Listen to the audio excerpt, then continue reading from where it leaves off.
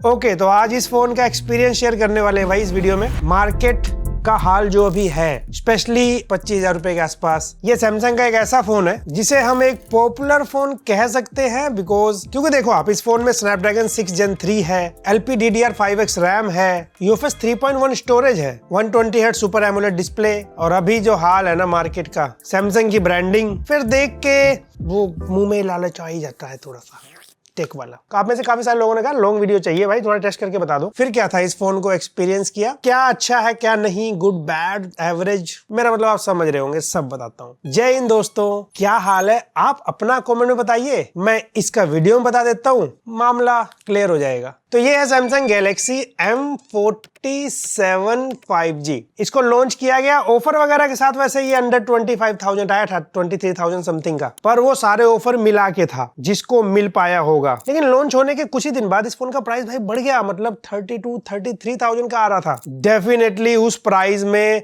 फिर हमारे पास और बेटर ऑप्शंस मिलने लग जाते हैं, पर फिर चेक कर रहा हूं तो फिर से 25,000 रुपीज के आसपास आ रहा है। हो सकता है फिर आप चेक करें फिर बढ़ा हुआ दिखे, हो सकता है दिवाली तक सेल आए फिर घटा हुआ दिखे। तो मैंने सोचा इस गड़बड़ में हम क्लियर भी कर देते हैं, क्योंकि गैलेक्सी M47 हो, चाहे गैलेक्सी M56 हो या गैलेक्सी A56 हो, इनका प्राइस आसपास में घूमता रहता है। तो अगर प्राइस आसपास ही मिल जाए तो क्या ओपिनियन है मेरा, वो भी बता देता हूँ। वरना हमने OnePlus की तरफ से OnePlus N6 देखा भाई, 4GB रैम, IPS डिस्प्ले, और भी एक दो फोन ऐसे आने वाले हैं। अब ऐसे ऐसे चीजें जब दिखेंगी तो इस पे ध्यान जाना ही है। और अगर फिजिकली बात करें ना, ये फोन मेरे पास जो ये कलर है, मैट फिनिश, फ्रेम इसका सिल्वर है, डुअल टोन डिजाइन के साथ दिखने में नो डाउट अच्छा लग रहा है ये फोन। और तो और कंफर्टेबल भी है ये फोन, मतलब कोई कॉम्पैक्ट फोन नहीं है, बहुत बड़ा फोन भी नहीं है, पर कंफर्टेबल सा है, कॉर्नर्स ज्यादा शार्प नहीं है, 206 ग्राम का फोन है कंसीडरिंग 6000 mAh बैटरी, और अगर आप ऐसे रख के इनकेस टाइपिंग या फोन चलाते ज्यादा वोबल भी नहीं करता, तो डिजाइन में अच्छा लगता। बाकी हाँ, इसका जो बिल्ड क्वालिटी है वो यहाँ पे कोई ग्लास मेटल फ्रेम नहीं है ये प्लास्टिक डिजाइन ही। इनफैक्ट इन्होंने हाइब्रिड सिम स्लॉट भी दिया हुआ है, यानी कि 2 सिम लगाइए आप, चाहे एक सिम एक मेमोरी कार्ड का ऑप्शन। आजकल ज्यादा स्टोरेज वाला फोन खरीदना भी मुसीबत है और मेमोरी कार्ड खरीदना भी मुसीबत है। AI गजब का असर दिखा है, पर यहाँ पे हाइब्रिड सिम स्लॉट दिया हुआ है। और अगर फ्रंट साइड से आप देखते हैं,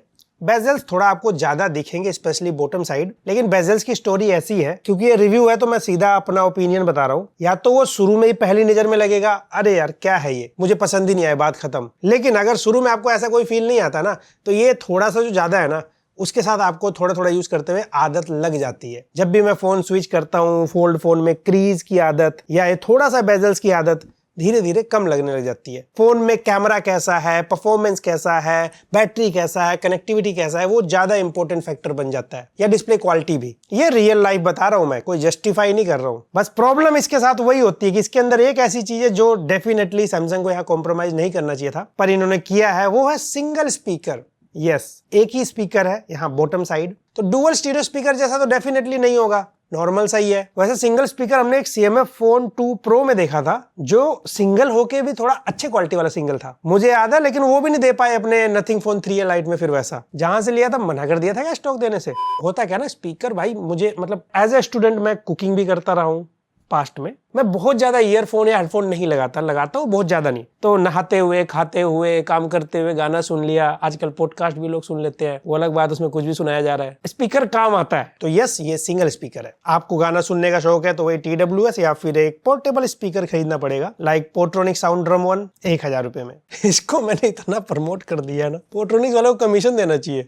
और IP रेटिंग की बात करें, ऑफिशियली ऐसा कुछ मेंशन नहीं है, बस वाटर डस्ट रेजिस्टेंट लिखा हुआ है। थोड़ा डिटेल वगैरह इधर उधर पढ़ो तो पता लगता है IP64 है, IP68 नहीं। तो ये कुछ डिजाइन का हाल था। इनफैक्ट जो डिस्प्ले है 6.7 inch full HD plus 120 hertz, other specification detail आपके सामने है। रियल लाइफ में डिस्प्ले कंसीडरिंग प्राइस और वो ब्राइट है, इंडोर भी आउटडोर भी है। ये 8 बिट डिस्प्ले लेकिन एमोलेड है। सैमसंग से तो 1.5 के इस रेट में हम उम्मीद नहीं लगा सकते, बट जो अच्छे कलर, शार्पनेस वगैरह ऑन पॉइंट लगता है। YouTube पे HDR वीडियो प्लेबैक वगैरह का ऑप्शन है, Netflix पे शो नहीं करता। और PWM डीमिंग सैमसंग का आप जानते हो बहुत ज्यादा नहीं, अराउंड 480 हर्ट्ज ही मिलेगा। ये भी नंबर ऑफिशियल नहीं है, बट जिनको फ्लिकरिंग से फर्क पड़ता है उनके लिए नंबर बता दिया मैंने। मोस्टली लोगों को नहीं पड़ता, कुछ कुछ लोगों को पड़ता है। और एक और बात है, सुपर एमोलेड, लेकिन इन डिस्प्ले फिंगरप्रिंट स्कैनर नहीं है, साइड में पावर बटन में है। देखिए एमोलेड हो तो डिस्प्ले पे मुझे भी अच्छा लगता है, डिस्प्ले उस प्ले नहीं, मतलब डिस्प्ले पे ही। पर सैमसंग का A सीरीज के फोन अगर आपने देखे होंगे, इनका इसका फिंगरप्रिंट स्कैनर बहुत फास्ट नहीं होता, एनिमेशन थोड़ा स्लो है वो वाला। इस नजरिए से जज किया जाए तो फिर पावर बटन वाला फास्ट फील कराता है। और डिस्प्ले प्रोटेक्शन अच्छा वाला दे रखा, गोरिल्ला ग्लास विक्टस प्लस और ऑलवेज ऑन डिस्प्ले और कई चीजें भी सॉफ्टवेयर में बात करेंगे। परफॉर्मेंस का क्या हाल है, देखिए जो प्रोसेसर है ना स्नैपड्रैगन का, स्नैपड्रैगन 6 Gen 3, ये प्रोसेसर 2024 का है। इसका अंतुतु स्कोर 8 लाख के अराउंड आता है, एवरेज स्कोर है ये। बस वही है कि रैम यहाँ पे LPDDR5X UFS 3.1 का कॉम्बिनेशन जो दे दिया वो जरूर अभी मार्केट में प्राइसिंग का जो हाल है उस हिसाब से एक अच्छा कॉम्बिनेशन बोला जा सकता है। 6 महीने पहले सोचते तो माहौल कुछ और होता। और एक और जरूरी बात, हमारे पास कौन सा वेरिएंट है, 3 वेरिएंट में आता है ये। हमारे पास वो मिडिल वाला है, 8GB 128GB स्टोरेज के साथ है हमारे पास, एक 6GB रैम के साथ भी आता है। तो डेफिनेटली 8GB के साथ और एप्लीकेशन बैकग्राउंड में रन कर सकती हैं, 6GB के साथ कम करेंगी। बाकी रैम मैनेजमेंट One UI का अच्छा होता है, बट डेफिनेटली रैम से फर्क तो पड़ता है कितनी ऐप को बैकग्राउंड में रन कराना है। और इन रियल वर्ल्ड कुछ चीजें टेस्ट की गई इसमें, जैसे कि पहले बात थर्मल का क्या हाल है, हीटिंग का नॉर्मल जो हीट होता है उतना ही दिखा, video call, multitasking, social media, gaming, अभी गेमिंग का हाल बताता हूँ, ये सब करके देखा गया है। और अगर बात करें रियल वर्ल्ड में अब जब आप फोन चलाएंगे तो कैसा फील कराने वाला है, ये फोन मैं एक्सप्लेन करता हूँ। 2 तरह के यूजर होते हैं, एक जिनकी उंगलियां जल्दी जल्दी चलती है, ऐसे ऐसे फटाफट एनिमेशन चेक करते हैं, एप्लीकेशन ओपन करना, स्विच करना, क्लोज करना, फिर ओपन करना। वहां पे ये खरगोश वाली चाल नहीं, काइंड ऑफ कछुए वाला, ये थोड़ा अजीब हो जाएगा एग्जाम्पल ना। वहां पे ये वैसा है जैसे हम नॉर्मली फोन चलाते हैं ना, एप्लीकेशन ओपन किया, बाहर आगे मिनिमाइज कर दिया, स्क्रॉल कर लिया, पढ़ लिया, सामने क्या है देख के काम कर रहे हैं, उनके लिए ठीक लगेगा। फास्ट करेंगे तो आपको वो कई जगह जिटर फील कराएगा। इनफैक्ट कई बार नॉर्मल स्क्रॉलिंग जैसे ट्विटर पे स्क्रॉल करते रहो, थोड़ा थोड़ा जिटर दिख जाएगा एप्लीकेशन में। कई बार UI के सेटिंग पेज में स्क्रॉल करो तो जिटर और लैग इस फोन में मिलता है। अगर आप इस फोन को ले चुके हैं तो एक्सपीरियंस बताइए, लेने वाले हैं तो ये आपके माइंड में होना चाहिए, इसलिए मैंने एक्सप्लेन कर दिया कैसा चलेगा। हाँ, जब गेमिंग करके देखा हमने, 2 गेम ज्यादा खेला गया है, COC और BGMI। BGMI में 60 FPS का ऑप्शन मिलता है, 90 120 FPS नहीं। और BGMI का हाल तो कुछ ऐसा है, 15-20 मिनट खेल लिया, थोड़ी देर बाद फ्रेम ड्रॉप देखने को मिलेंगे। इनफैक्ट BGMI में ऐसा होते हुए दिखा, BGMI गेम कई बार क्रैश हो जाती है, नॉट रिस्पॉन्डिंग आ जाता है, बहुत लैग होता है जनरली BGMI करते और ये ऐसा स्क्रीन सिस्टम UI या स्टॉप रिस्पॉन्डिंग का टेक्स्ट आता है। लेकिन जैसे COC गेम खेलिए या कोई नॉर्मल गेम जब आप खेलेंगे, सबवे सफर,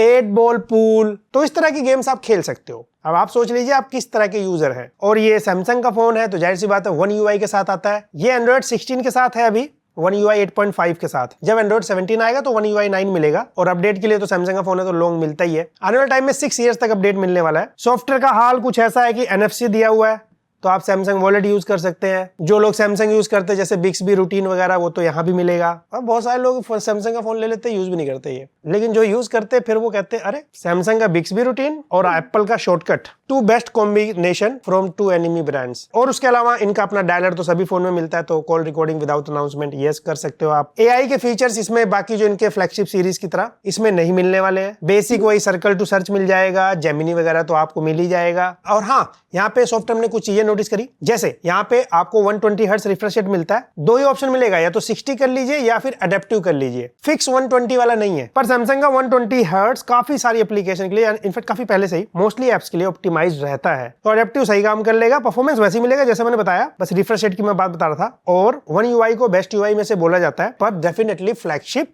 वर्सेस मिड रेंज में फर्क होता है। हार्डवेयर का फर्क है, प्राइस का फर्क है। इनफैक्ट छोटी छोटी जगह जैसे मैंने कहा गैलेक्सी आई फीचर्स नहीं मिलते, या फिर सेम सॉफ्टवेयर में भी कहीं कहीं फर्क दिख सकता है। जैसे नाउ बार है, फ्लैगशिप में देखिए आप थोड़ा ट्रांसपेरेंट वाला इफेक्ट है, इसमें सॉलिड कलर दिखाता है। या फिर फ्लैगशिप वाले में म्यूजिक ऐसे जब मिनिमाइज करते हैं तो वो यहाँ होता है, इसके अंदर वो नाउ बार में चला जाता है। ऐसे थोड़े चेंजेस भी दिखेंगे। एग्जैक्टली सेम एक्सपीरियंस नहीं पॉसिबल होता, टेक्निकली भी पॉसिबल नहीं है। और कई बार ब्रांड भी डिफरेंशिएट करता है। लाइक सिंगल स्पीकर ब्रांड ने डिसीजन लिया, लाइक हैप्टिक वाइब्रेशन मोटर कैसा होगा, इसके अंदर नॉर्मल वाइब्रेशन वाला ही है, कीबोर्ड पे इनेबल भी नहीं था, उसको आपको इनेबल करना होगा, बेसिक वाइब्रेशन वाला है। या फिर जैसे गुड लॉक एप्लीकेशन आता है काफी सारे कस्टमाइजेशन के लिए, इसमें गुड लॉक का सपोर्ट सिर्फ एक मॉड्यूल मिलता है, प्रॉपर नहीं मिलेगा। कुछ एक्स्ट्रा एप्लीकेशन आई थी, आते हैं इनमें, बजट या मिड रेंज फोन में देते हैं, कुछ अनइंस्टॉल हो जाते हैं। लेकिन डिस्कवर पेज जो आता है, यहाँ पे आपको ऐड रिकमेंडेशन दिखते हैं, फिर वही है, उसको आप यहाँ जाके इसको डिसेबल कर सकते हैं, वो आपको करना होगा। इनफैक्ट ऐप क्लाउड का नोटिफिकेशन भी आता रहता है, उसको भी आपको डिसेबल करना होगा। जैसे आप कुछ और UI में करते हैं वैसे ही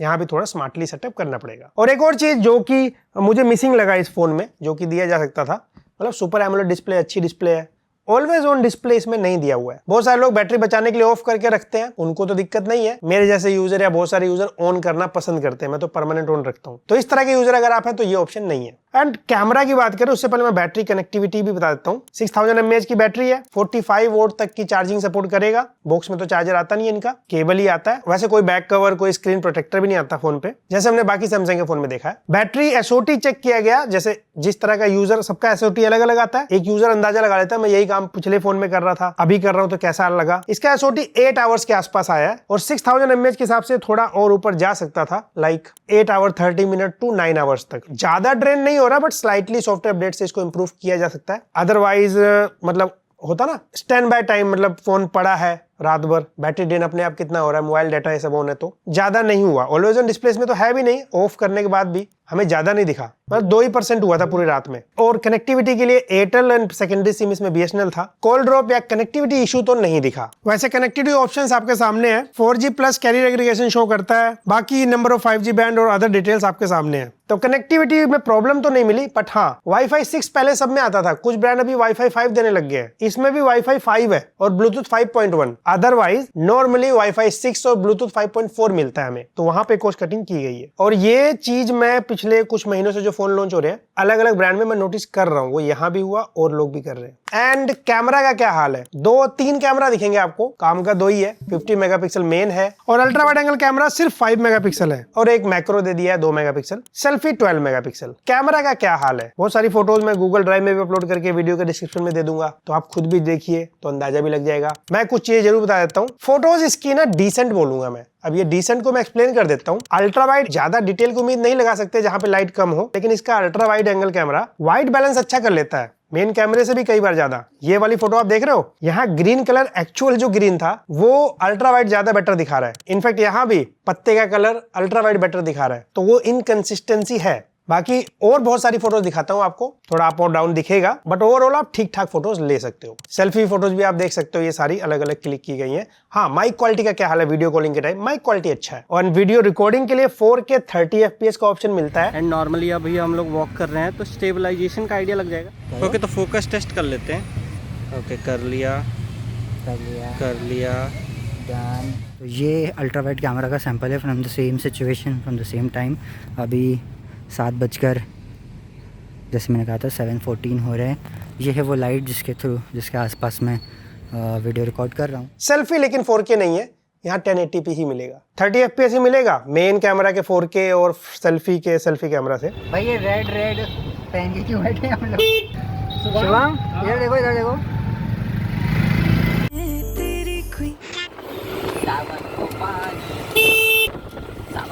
बस हाँ, मेन कैमरा में अगर आप 1080p वीडियो रिकॉर्ड करते हैं तो 60 FPS मिल जाएगा। ओवरऑल कैमरा को कहना हो तो एवरेज से थोड़ा बेटर है कैमरा, थोड़ा और बेटर किया जा सकता था। बाकी डिस्क्रिप्शन में लिंक है, तो आप सारे डिटेल फोटोज देख लीजिएगा। तो ये सारा कुछ मिलता है गैलेक्सी M47 में। मैं यहाँ पे एक चार्ट दिखा रहा हूँ आपको, ये चार्ट आपको हेल्प करेगा ये डिसाइड करने में कि आप किस तरह के यूजर हैं, आपको क्या चाहिए, इसमें क्या दिया गया है। आई थिंक ये सिंपल रहेगा आपको समझने के लिए खुद ही, क्योंकि मेरी video different type of user देख रहे हैं, gamer, non gamer, normal user, कोई पेरेंट्स को फोन देना चाहता होगा, कोई सेकेंडरी फोन की तरह रखना चाहता होगा। तो ये चार्ट वाला तरीका कैसा लगा आपको, फ्यूचर में भी ऐड कर सकते हैं हम लोग, कमेंट में बताइएगा। सारा कुछ बता दिया मैंने आपको इस फोन के बारे में। और यही गैलेक्सी M47 आपका सैमसंग गैलेक्सी F70 Pro भी है, सेम फोन है। M47 अमेजोन पे मिलता है, F70 Pro फ्लिपकार्ट पे मिलता है। और एक इंपॉर्टेंट बात, जैसे मैंने कहा ये फोन अंडर 25,000 ऑफर के साथ आया था, ऐसे प्राइस इसका सेम यही नहीं था।